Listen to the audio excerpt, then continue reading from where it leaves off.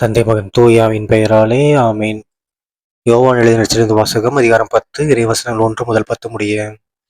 அக்காலத்தில் இயேசு கூறியது, உறுதியாக உங்களுக்கு சொல்கிறேன், ஆட்டுக்கொட்டிலில் வாயில் வழியாக நுழையாமல் வேறு வழியாக ஏறி குதிப்போர் திருடர் அல்லது கொள்ளையராய் இருப்பர்.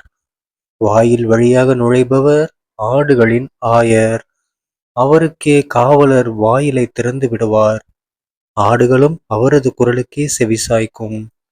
அவர் தம்முடைய சொந்த ஆடுகளை பெயர் சொல்லி கூப்பிட்டு வெளியே கூட்டிச் செல்வார். தம்முடைய சொந்த ஆடுகள் அனைத்தையும் வெளியே ஓட்டி வந்த பின் அவர் அவற்றிற்கு முன் செல்வார். ஆடுகளும் அவரை பின்தொடரும். ஏனெனில் அவரது குரல் அவற்றுக்கு தெரியும். அறியாத ஒருவரை அவை பின்தொடரா. அவரை விட்டு அவை ஓடிப்போகும். ஏனெனில் அவரது குரல் அவற்றுக்கு தெரியாது.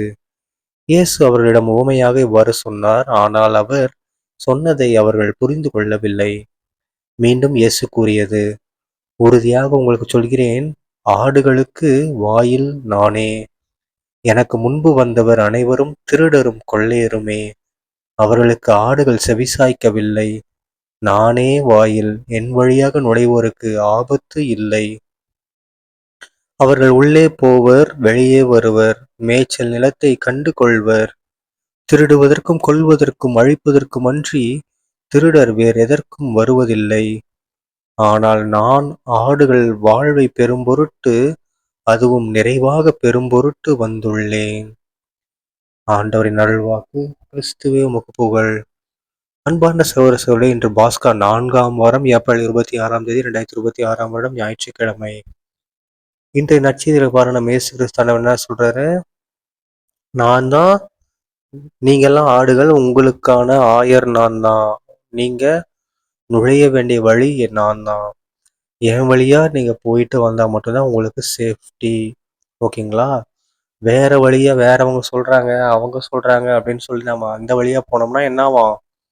உங்களை அவங்க என்ன பண்ண போறாங்கன்னு அர்த்தம்? திருட வந்திருக்காங்க, கொள்ளையடிக்க வந்திருக்காங்க, அழிப்பதற்கு வந்திருக்காங்க, கொல்றதுக்கு வந்திருக்காங்க அப்படின்னு அர்த்தம். ஓகேங்களா? உங்களை குழப்பமாக்குவாங்க, உங்களை கஷ்டப்படுத்த வராங்க அப்படின்னு அர்த்தம்.